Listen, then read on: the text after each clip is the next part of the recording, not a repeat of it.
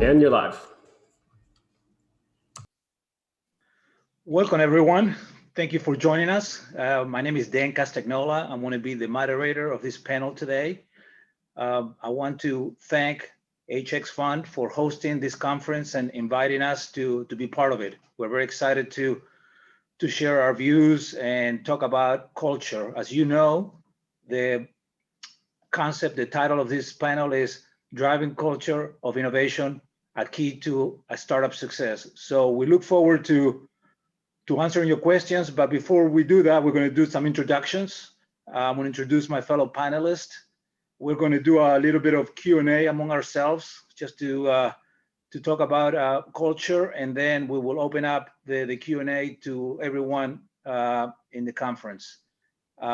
Just like the other panels that you probably listened to, I'm going to be throwing out some poll questions so we can get a sense of who's out there and what your role is and the type of companies that are listened to. So why don't I start with that? First poll question for today. Tell me about how many employees there are in your company, and we will post it, and please answer, and then I will come back to you guys with the answer. So why don't we get straight into introductions? I have 4 colleagues that are eager to join. So let me start right away with Larry Schaefer. Larry is a veteran at Insperity, very large corporation here in Houston, and not a startup, but has been around startups a long time. So Larry, why don't you introduce yourself, introduce Insperity, and tell us about your experience in working with small and medium companies and startups, and what role does Insperity plays in shaping their culture? Great, thank you, Dan. And folks, it's great to be here today. Looking forward to our time together. My name is Larry Schaefer. I'm a Senior Vice President of Marketing and Business Development at Insperity. Insperity is a Houston-based HR, human resources outsourcing company. We're all across the country in about 40 major markets, about 3,600 corporate employees, and we'll do about $4 billion in revenue this year. So from that standpoint, I'm a little bit out of place with these guys, except for the fact that I've been in HR outsourcing for, almost 30 years, and with Insperity for 22. And so I'm at a big corporation. However, we live for small business. We don't serve HR to enterprise type companies. Probably our average size client across our 10,000 client, the average size client of our about 10,000 clients is about 25 employees. So we've got a whole lot of small businesses, a few mid-size, and what do we do about culture? Really, it is one of the most important things that we are able to assist our clients with. And culture is something that is very, very important to us. It was defined by our CEO when he began the company over 30 years ago. He still runs the company as our CEO, and the culture kind of flows from him. And what we try to do as best as we can is influence our clients and let them know that culture is probably way more important than they think it is, and that when they're ready to spend time with us to help them really build it and implement it, we are more than ready to go and to do that. So we love doing that. We do that through our various services, through consulting, and a whole variety of ways. But we love working with small business, and looking forward to the rest of this conversation. Great, Larry. Thank you. And look, I agree 100%. Culture it's really important in every organization, regardless of the size. And sometimes we don't spend enough time working on our culture. So glad to hear that your CEO works hard at it, because it does come from the top to the bottom, and it's something that I think you need to work at it every single day. I will give you some examples later on of where I saw in my experience where culture could have saved companies or could have helped companies, and it didn't. So something to learn from, I guess. Good. So the first poll question went out, and I have some results to share with you guys. Over 65% of the respondents have less than 10 employees. So you guys know that. About 15% of the respondents 10 to 50 employees, and about 20% have over 50 employees. So that's the response that we received so far. So let me throw out the second question, which is, what role do you play in your company? So while you're answering that question, we're going to move on to Joe Apadeye, who has been in this industry also for a long time. And Joe Sid Apadeye, I apologize. And Sid has been in the people business for a long time, and right now he works for WizHire. And I want you to tell us, Sid, how do you work when you work with all these other companies? How do you focus on the culture of your clients, and what do you bring to the table to help them out with the people that you help them hire? I love it. Hey, Dan, thanks for the introduction. HX Ventures is an awesome event. Super excited to be involved. Again, Sid Apadeye, CEO of WizHire. And I love it. We are a modern end-to-end recruiting platform, really focused on SMBs. So Larry, we have the same love for small businesses. I'm super excited to see that most of the people that are watching this panel today are actually small businesses as well. So I think everything we've gone through, everything we do is going to be hyper applicable. Dan, to your question, as we work with small businesses that tend to be service oriented, where soft skills, where the culture is integral to the people that are in the business, we have this awesome opportunity where we help companies ideate, think about who they need to hire, take a step back and not just think about functionally who they need to fill in the role, but how well is that person going to fit within their culture? So we're often working with young companies, helping them define their culture, giving them a playbook to almost think about it. Because oftentimes, in the early days, especially, it's not something that's written down. It's lived, but it might be a little bit of a gray area. So oftentimes we're the first people to ask the question, which is, what are the values and motivators of people in this company, right? Let's spend a second, let's write it down. Let's put it in your job ads, because that's what's going to attract top talent, especially in this market today.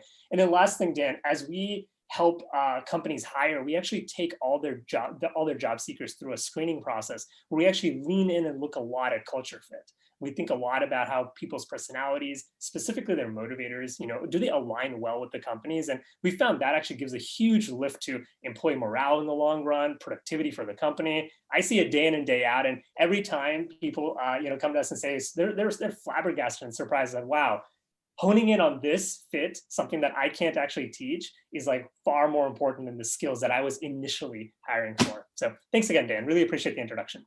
Sid, thank you very much. Appreciate it. Great thoughts there. Okay, so I have the answers for the second poll question. We have about 44% of the respondents are either founders or CEOs. About 25% are in senior leadership positions.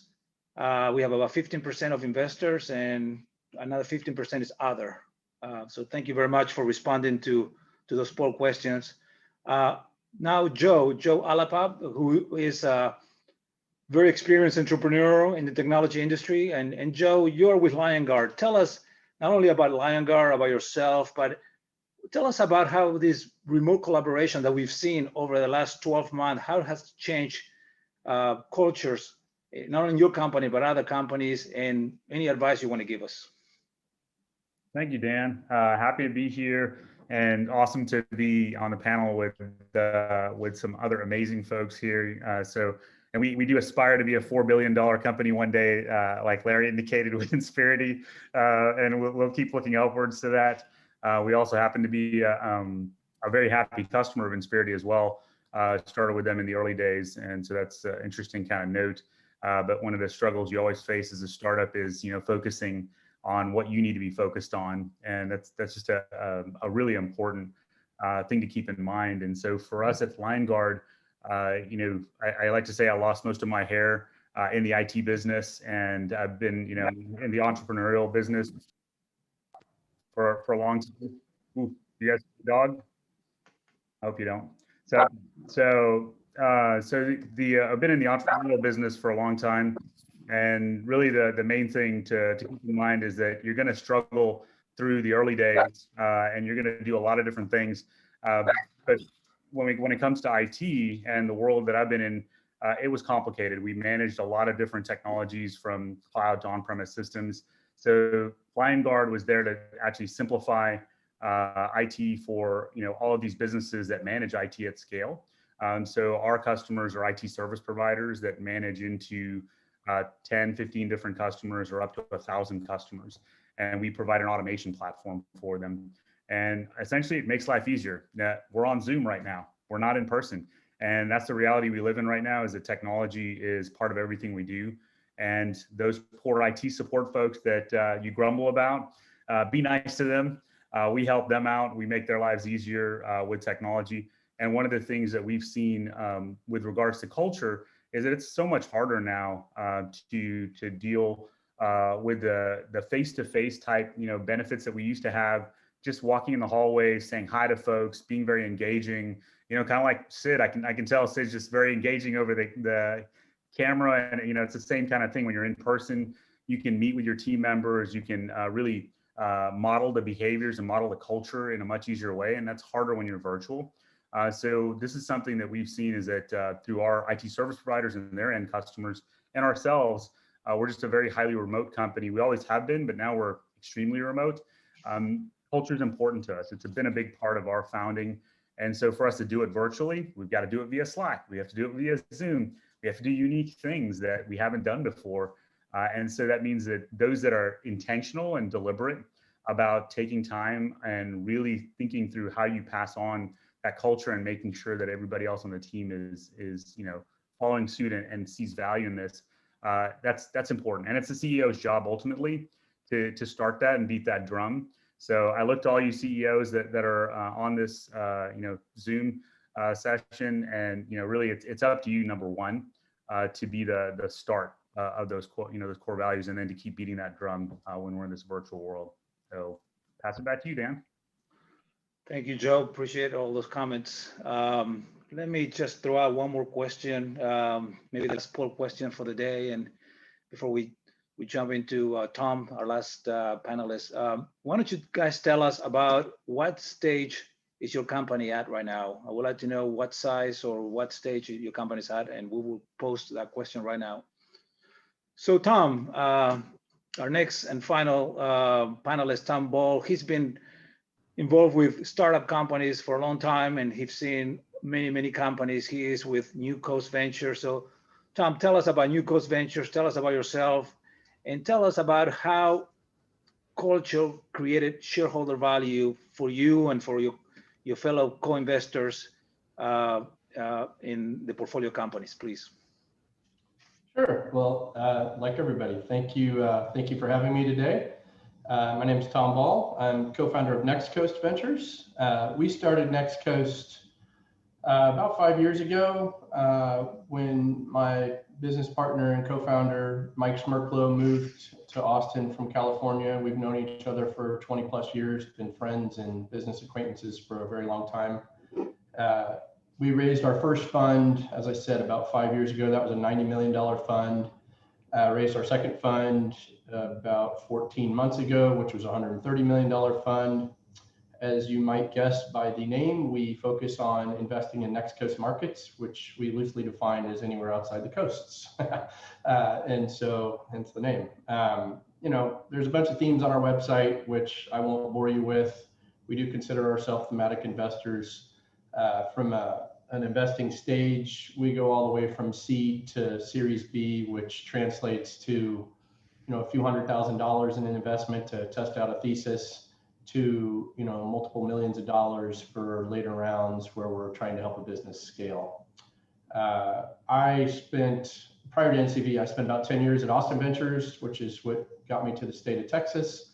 Before that, I lived in California, where I was a multi-time entrepreneur. I started a few companies out in Silicon Valley and one in Southern California.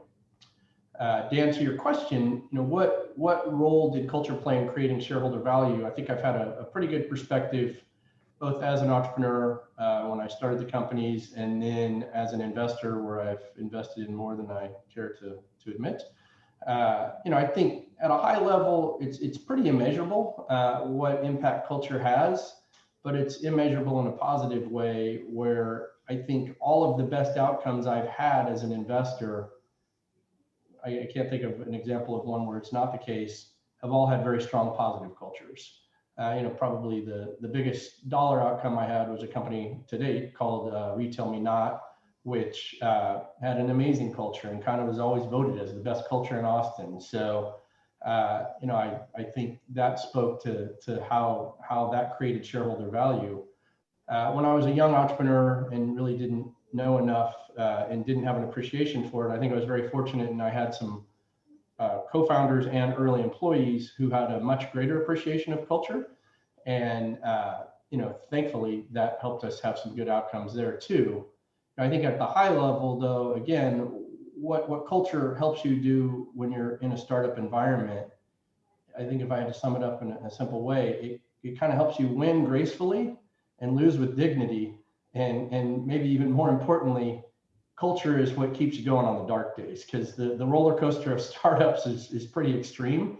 And I think culture is what, you celebrate the wins and you get through the losses by having a strong culture.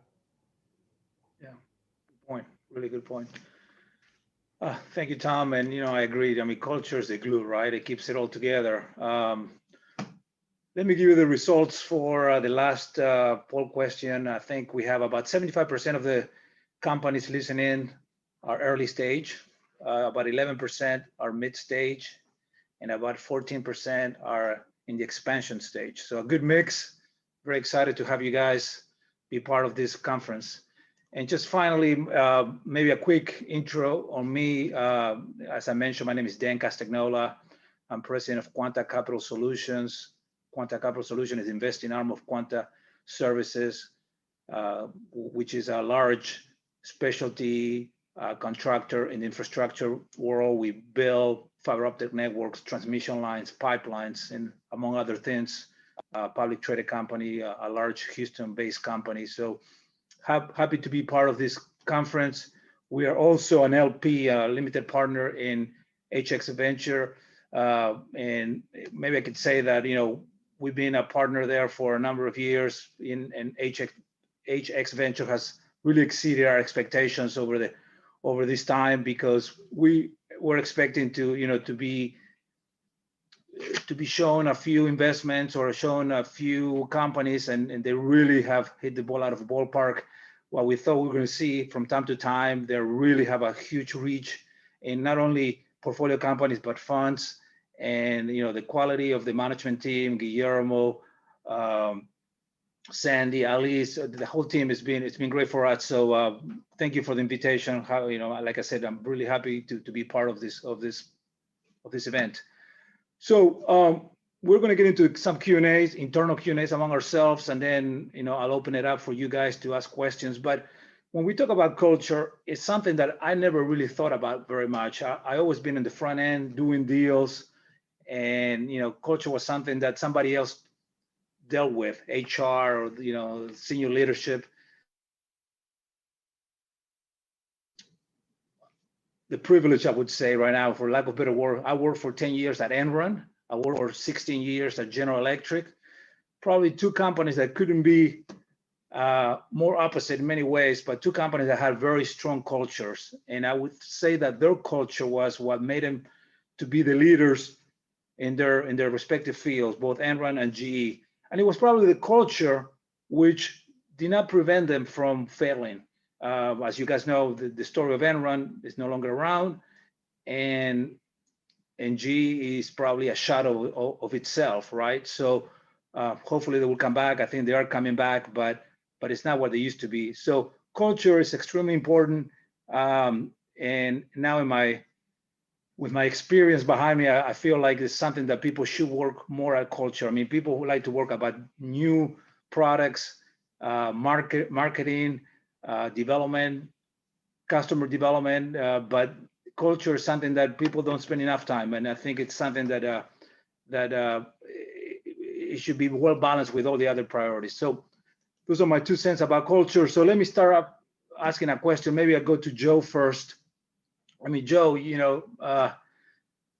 what have you learned? I mean, over all these years about, what are the right attributes that you need to have in a startup or in a mid-sized company to have the right culture, to have a positive culture?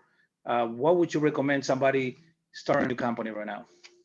Yeah, I think one of the things that I would suggest, number one, is think about when you're if you're in the startup mode, you have to focus on what you do best, how you differentiate in the market. And one of the things that I'll tell you that rarely will you ever differentiate based on basic framework principles for your business, good best practices. And so for us, we found a framework in the entrepreneurial operating system, EOS. I'm a fan of theirs, but what I'm a fan of more is having a framework, having some kind of best practice framework that allows you to focus more on the business and have the building blocks on which you build that business on. And so three of the most important things that EOS speaks to, which many other frameworks speaks to, is, well, what is your purpose? What's your mission? What are your core values? And if you don't have those down clearly, if you can't write them down on a piece of paper, and hopefully if the other team members in your team can't do that, then it's probably time to take a deep breath, maybe spend the weekend and write those things down, because they're so important. If as a CEO or senior leadership, you don't know what the purpose of the business is, you don't know what the purpose being a multi-decade type purpose, a mission being more of a multi-year type focus with a target market in mind, and core values that speak to very directly around the culture, which is what is the DNA of the type of individual that you relate to as a CEO that you think is the formula for success for your business on all kinds of fronts. And it doesn't have to be all about making money. And until I realized that, and it took me, I knew it, and it took me about a year or two into LionGuard and a couple of rough hires where we were like, wait a second, what just went wrong here? We were doing so good. We're hiring really good folks. And why did this one or two hires just completely derail? And it really made me understand why. And it's because we had a core value misalignment. And the reason is, me as a CEO, I didn't write down those core values. I didn't make it clear what they were. And what I did is I didn't go off to a closet and then write them down. I actually worked with the team and said, hey, here's some ideas. And I just want to, not be often, Timbuktu trying to create these things, captured some of that. And really, we continue to morph it today. And we have 5 core values. The team interviews based on it. We use it as catchphrases when we see, core value alignment. We're saying, hey, that's awesome executing as a team. Tom mentioned celebrating the wins. That's a phrase we use a ton. It's part of executing as a team. And these are things that you relate to that you think are very important. And that if you hire that way and you evaluate that way and you reward that way, you're going to have the DNA for an amazing culture. And that's what I think is so important about. And whether you're a startup or a large business, this is important. But especially in a startup, that's when that DNA is forming. So you have the chance to mold a very strong culture. Go do it. And it's something you can ignore a lot of times. And I'll tell you, don't ignore it, because it can have dramatic effects on your business. Great, Yeah. thanks. So culture Hey, Dan, can I just add one thing to that? Go ahead, Tom. And I think, Joe, you're exactly right. I love people who think in frameworks. That's probably why you have a great business. But, we've seen it where it's the leadership that walks the walk, and you can tell you do that, right? Like it starts at the top and has to be authentic versus just saying, this is our culture. I can tell you, when I was an entrepreneur, it's like, oh, well, this is what we want our culture to be. But it's hard to say what you can't list the things that you want your culture to be, I learned.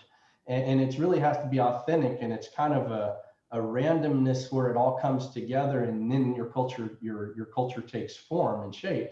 I think as companies scale I think the biggest attribute is don't bring in people who can screw up your culture, right? And you asked the question when you introduced me, is shareholder value. The best companies I see, they hire for skills and everything else, and the final interview is the culture interview. And the culture interview it has veto power. So I don't care if it's the best, most talented programmer, most talented salesperson. If they fail the culture interview, and it's usually 2 people, I've seen it at a bunch of companies, they can veto the hire. Just flat out bad culture fit, they're out. Great. So just to follow up on that, Tom, I mean, you can always change your strategy, right? You have a strategy, you start implementing it, then you tweak it, or you might discard it and start all over. Can you do that with culture? Can you change your culture? You can always improve it, but can you discard it and start all over again? Or how do you work on finding that optimal culture that you're seeking? Hard to pivot on your culture. It's kind of, as I said, it's authentically taken form. And once it's there, it's hard to pivot it. It's almost like, yeah, I guess you can do a heart transplant, but you know, the odds of survival are a lot higher now than they used to be. But where culture's at in the evolution, pretty hard to change an organ out in a startup. So it's important to get it right the first time, right? I mean, Very much. absolutely. Okay, great. Thanks. Can I add to that, Dan? I agree with Tom completely. The only, if there is something lacking in the culture that the CEO wants to change, or maybe the company wants to change, I believe that you can define that, but then you got to be very, very honest with your people and say, you know, let's say I'm the CEO. Hey, I'm not very innovative. I get scared and I get nervous and I don't like to move fast. Well, they shouldn't be in a technology CEO, first of all, but I'm just using that as an example. Okay. But we want our company to be more innovative. So I'm going to put that out there. And it's more of an aspiration that I have, and you've got to keep me accountable for doing it. I mean, that would be very vulnerable for a CEO to do. But if he is not honest about it and he says, hey, we're going to be innovative, and then he does things that sabotage it because that's who he is, you know, it messes up all that alignment, similar to what Joe was talking about earlier. So that's just one idea. Can it change? I tend to agree with Tom. It is what it is. But that's maybe one way to make some adjustents. Okay. I call that an improvement, not a change, maybe. Yeah, you're good point. Yeah. Dan, So I'll add, go ahead. I'll Sid. add one thing, just you know, given the people that are watching, given the size of their companies, and I really just want to echo something that Joe said earlier that's like super critical, right? You know, it doesn't matter what framework you're using. The fact that you spend time to write these things down, define them, you may not, you know, I talk to so many entrepreneurs, I've been in the same place where it's like your head's down, you're operating, you've got milestones, you're trying to hit them. And, you know, even echoing kind of what Tom is saying, you may not be able to define them on day one. But there's this sweet point, the sweet spot in the middle in the early days where if you know, as Joe said, and this is so right, you have to define it collaboratively. It has to be for all that early group right there. They're the ones that'll probably echo the words if you as like a startup CEO are unable to define them, because, you know, again, you're probably living them. It may be hard for you to self-reflect and actually see it. But one thing I would point out here is that as you guys go back after the session, if you've not defined your core values and culture, you know, and you're thinking about it, oftentimes you'll see these sessions where people are spitballing ideas. One thing to think about is like, as you're throwing these words out there, whatever the descriptors that, you know, you've observed in your company, ask the secondary question: is this something that you're willing to fire for? Is this something that you're willing to lose money for? Like, otherwise, it's not, it's just like an epitaph that you're going to put on your website and you're not actually living it. So, you know, ask those harder questions. There'll be scenarios down the, you know, way down in the future that will actually test this, and having that conversation, not just you and your co-founders, but you and like your early team, that's really going to like set you up for success. Because, you know, it is it is hyper critical to get these things right early on. Because in the ambiguity of a startup, that's what, you know, the North Star for everyone is really. Great. Thank you, Sid. And I was going to come back to you and Larry with the same question. You guys have a lot of customers and you support a lot of customers, and culture is something that can help you respond to change. What advice do you give your customers? And, you know, can you give us examples how your customers reacted to change by focusing on culture? Larry, feel free. Okay. I would say in regards to change, first of all, if that's a critical part of your culture, you name that as one of your values. Okay. And embracing change is part of our culture at Insperity. It's defined as something that we embrace. So once you define that, then and it's defined well, what happens is there are opportunities every time you have a Zoom meeting or a department meeting or whatever, when a topic comes up or when you face an issue, you take that opportunity to remind everybody, hey, this is what we've been talking about. This is an opportunity to really live out our values that we've defined.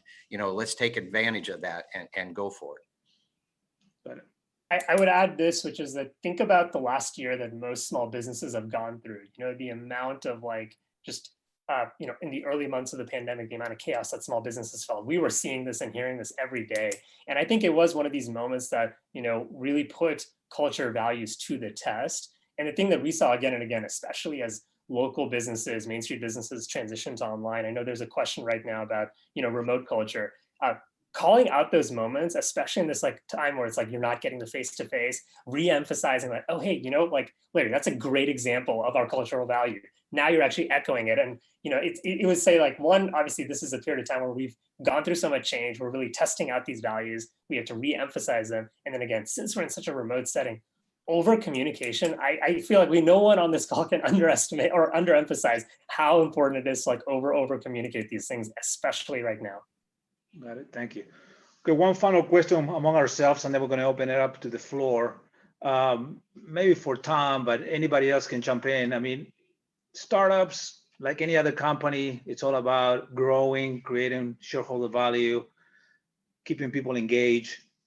And over time, this company may be acquired, or hopefully will acquire somebody else and continue to grow. And just the question is, how does culture play a role during the evaluation of that company or the evaluation of a target? I know in the energy sector where I work, I've done a lot of M&A.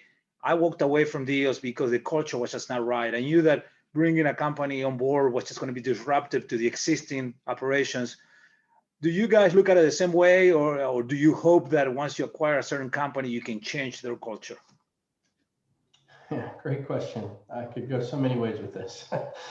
So I think, yes, it's a consideration when you're buying a company or selling a company. And frankly, I've been on both ends of that. And it's probably the thing that makes it not work the most, right? If it's a culture mismatch and the company gets bought, all the employees leave or they get fired. So it was doomed to fail before it even happened. And I've seen that, right? So it's such a consideration both as a buyer and a seller. But I think, Sid brought up a great point, I think I'll tie into this, which is remote culture. I think the future of work is really up in the air right now, right? You see a bunch of companies like Twitter, I think, and Facebook saying, you don't have to come back to work this year, right? You can work from home for the rest of the year. And my belief is that's going to make M&A really hard over the next 12 to 36 months. And I've talked to a bunch of corp dev executives at big companies who buy companies like we invest in, and their comment is, man, I don't know how we're going to buy companies, right? And it comes down to, in the old days, I think I could go into a company and maybe you can't get 100% of the culture, but you can get a 80% kind of read on what's the culture of this company. If I spend, attend their company meeting, spend a half a day there, it's okay, I get what drives people, and you can interview people and you get a feel for the culture.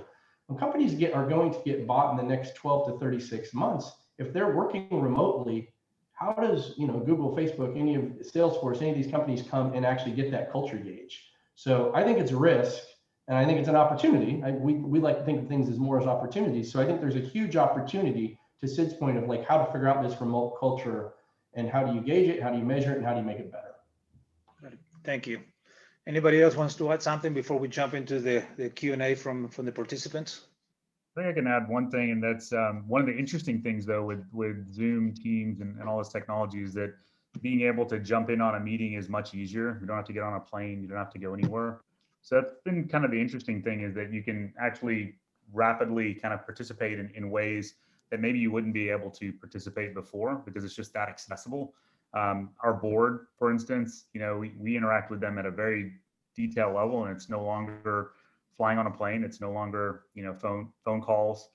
We favor Zoom over a phone call, because I want to see their expression. I want to see if they're frustrated.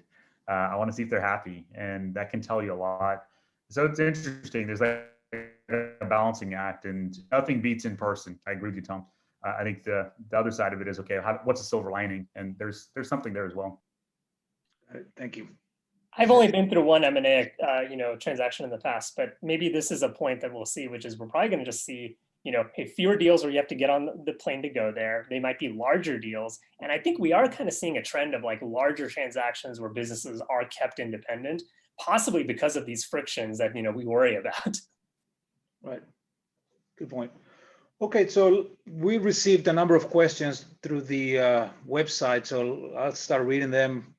I may direct them to one of you guys, or all of you guys jump in either way. So somebody wants all of us to define innovation. What does it mean to us? So who wants to go first? Or I can go first, but I'll leave it up to you guys. Who wants to go first? What does innovation mean to you? I can, since I'm unmuted, I'll start first. My favorite book on this is Blue Ocean Strategy, and that is who's the underserviced market? What's the underserviced need?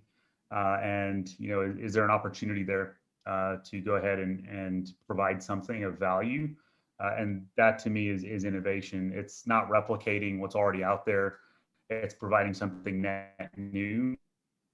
And that's something that we truly believe in. And that's why our second core value is adapt and automate. That adapt concept is really about innovation. It's like, how are you adapting to what the demands are, what's going on right now, and how are you going to respond with the work from home and hybrid workplace? Got it. Anybody else? Yeah, I would just add that it's not so much what innovation is, but a way to really spark innovation within your company is to exhibit a true collaboration. In other words, and give your people the freedom to give direct feedback. In other words, living in reality. What is really going on? Rather than maybe a CEO who's going to just charge forward and do their own thing. Ultimately, the CEO will make the directional decision, but when they exhibit a true listening attitude and the people really feel like they're being listened to, boy, the innovations, ideas and concepts just start to flow. And I just think that's a powerful way to do it. Yep. Okay. Well, this morning I listened to Steve's case presentation, and I learned that the AOL instant message was copy, or maybe not copy, but used some coding from somewhere else. And then Twitter used some coding from the AOL instant messaging. Or at least that's what I took away from that conversation. And so to me, innovation means that there's always a better way to do something. It doesn't have to be brand new. Yeah, something brand new, it's innovation, just by definition. But to me, innovation also means take something that already exists. If you can do it better, faster, maybe even cheap, to me, that's also innovation. Innovation is not just has to be new, that never been done before. So don't limit yourself to thinking that you have to come up with a new idea that no one has ever come out with that before. Okay. Yeah, most of the best innovations are what I would call evolutionary and not revolutionary. Yeah, that's what I was trying to say. Well said. Great. So next question, how do we drive culture in this new environment that we're working on right now, the work from home environment? How do companies drive innovation when people are not physically coming together? Anybody wants to take that question? Happy to share my perspective. We have been fortunately a remote first company from founding. And I think just going back to what we said earlier, like, the constraints of Zoom, the constraints of a Slack, it requires you to like over communicate. It requires you to really, really focus in on just like, I think you as a founder, you as a CEO in a small startup, these few things that I think you have to over communicate, you almost want to like have the test of like, if you're saying it enough that like your employees want to make a meme of you, like saying it, that is a good thing. Like that is maybe how often you have to talk about these things. And that's something I always aspire to. Great. Do you have any one thing memes I'll add is there's huge here? value. Oops, sorry. Go for it, Tom. I was just going to ask if he had any memes he could share pictures of right now. I will send them privately afterwards. All right, sorry, Joe. I'm the smart ass. Go ahead, Joe. One thing I would just add is that there's huge value in asynchronous versus synchronous communication. This is an interesting concept for those who don't familiarize yourself with the word. It's you can get on a dry erase marker board with somebody else and interact, one-on-one, but there's interesting ways in which you collaborate on, let's say, a strategy document, and each of you are working on it together, and you're doing it, one's doing it Saturday morning, the next one's doing it Monday, because everyone gets to their 10x moment at different times. And that type of collaboration is becoming more and more important, especially in this kind of remote type of world. And what's interesting about that is it works to the strength of another set of folks that from a diversity inclusion standpoint is that there are folks that just don't like that type of intensity, and they just need deep thought, and they can interact. And we're seeing some amazing things happen in our company with those folks that they're interacting at levels. I'm just shocked. They just come up with amazing ideas.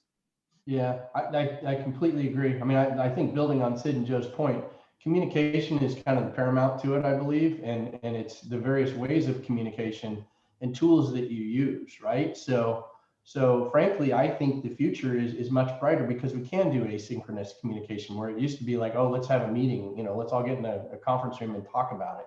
And some people can't do that as effectively. They can't communicate effectively, whether they're intimidated or just aren't good verbally or whatever it is.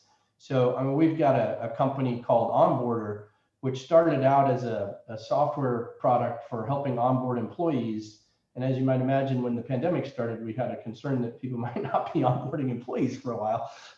It turned out it actually was a great remote onboarding tool, and they've evolved it into being more of an employee experience tool. So it's basically a communication platform for companies to improve employee experience, which again I think helps with the ultimate culture goal here. Okay, we don't have much time, but I do want to get two more questions in real quick. One is about diversity and inclusion, and I guess we mentioned about hiring people that are a cultural fit, but I want to make sure that we all are on the same page what that means. I took it to mean, and at least it means to me, a cultural fit is people that can live up to the values of the organization, not people that look like me or have a funny accent like me or whatever, right? I mean, you want people that you think that embrace what the organization embrace as the core values, and that's what I meant. I think that's what I heard when I heard cultural fit. But I want to ask you guys, what does it mean to you guys? And do you guys subscribe to the idea that diversity is diversity of opinions more than looks and where you're from and things like that? Yeah, let me touch on that first part in regards to defining the culture and even take with it diversity and inclusion. Let's start there. It goes back to the basics again, and that is that to define that it's an important core value to the company, and then expand on that as to what you mean exactly, because people can interpret it different ways. So here again, it's the CEO's role to define that, and then the next step is obviously just to be really consistent, okay, and to align well with that, and that will make it really clear what kind of company you are and what kind of people you will attract. On the other part, let me kind of define it in this way. Sometimes we say we make the definition that company has a good culture and that company has a bad culture. And I don't know that that's really fair to do. What I mean, for example, is I heard about one big company where what was important to them is that you have an economy of words. What they mean by that is when you meet, say what you mean, get it done, and move on. An economy of words is what's most important. Don't waste time. Is that a bad culture? Well, I don't know. If everybody knows that's what it is and they feel comfortable, then that's that can be a good culture. And the company I'm defining right now, I won't mention it, but they were very successful. Our company, as an example, we tend to say we care about people. When we have meetings, we tend to talk about friendly things. So some people don't like that. They like to get to the point. What's going on? You're beating around the bush. You're talking about your family and stuff like that. Which is right. It's right. If that's the way the company defines it, then it's the right way to do it. Okay, thank you. Anybody else? Yeah, on diversity inclusion, I think there just needs to be a thought process change around you're not going to do diversity and inclusion because, you know, it's some kind of social, you know, socially nice thing to do. I think when folks realize that investing in diversity and inclusion ultimately drives to better innovation, it ultimately drives to better outcomes, period, because the diverse thought process is just better, period, then I think people will get it. And I think that's where my head is at right now, because I'm finding as we bring more diverse thought process to our company, we're innovating faster. And it's amazing. And it's sometimes shocking when you have folks with diverse backgrounds, you know, whatever that might be, they say things that are so different. And then it makes you think, and you're like, oh my God, I never thought about it that way. Great. I know we're going to run out. Culture, which I think you do. Sorry, go ahead, Sid. I was just going to like, I know we're going to run out, but two thoughts. Dan, you're so right. It is not defining the things that we like or whatever the case. It's values. You got to stick to it. And my only quick comment is, if you think about your hiring process, add a standardized process to it. That is one of the biggest ways that we've seen, especially with the small businesses we help, to really improve the true diversity of the organization. Keep it consistent, right? Use the same topics, talk about the same questions with everyone so that you're actually eliciting that feedback and aren't making, you know, a haphazard decision. And my only other point is, Tom talked about, you know, that values and culture interview at the latter stage. We talk about doing that more earlier on, just from a pipeline perspective. Helps out a lot for the companies we help, at least. Sorry. Probably more efficient. Yeah, probably way more efficient. You weed it out right up front versus at the end. Okay, great. So last question, let's make it really quick. You know, I have a question here. Is there a value within our organization that we cannot live without? That if we didn't have it, it would not be the same firm? And from experience and from the company that I'm with right now, I would say that we all have multiple values, but if there's one that is just non-negotiable, that it's the key to everything, is integrity. I think you can be bad at inclusiveness, you can be bad at communication, and if you are, that's too bad. I mean, you're not going to be great, but integrity is the one that I think that you have to be good at it. So that's my answer. You took my answer too, Dan. That's not fair. So, that's why I went first. I think, yeah, exactly. Very preemptive of you. I think, you know, the other one I would say, we have a bunch of them, but I think the other one that we really strive as an organization is just intellectual curiosity. I think it's really hard to do our job if you don't have an innate intellectual curiosity perspective on what's going on in companies we're looking at in the world in general. Yeah, I think a lot of times core values say things in different ways, but they actually amount to something very similar a lot of times. For us, ours are foundational and they build on each other. So for us, listen and learn is our first core value, and it's the one that where everything begins. So that means leave your ego at the door, be a sponge, and be ready to absorb and learn at a very rapid pace, and it's okay to stumble. I'll give a comment for ours. You know, we have them on our website. We built them collaboratively as a company. We have strengths of heart, strengths of mind, strengths of will. And one point, again, given that we have so many startup founders that are in small companies here, as you think about your values, this is something that just has only recently dawned on me. And I can't believe that I've gone this long without it. When we wrote down our values, one of them was transparency. One of them was servant leadership. And I realized there was this dichotomy, which is, you know, you may write down some values that not every person can exhibit, but you're probably writing them down so that you yourself, as the CEO of the company, can exhibit them to keep the business and the organization going. Us as a remote company with so many people in so many time zones, transparency is the one that I lean the most into. I don't expect everyone to lean into that because they may not be able to, but I have to hold myself to it to keep everyone, you know, in the information flow so they can do their best job. So just something to think about, that there is actually a accountability factor when you write down your values and how, you know, people have to live to them.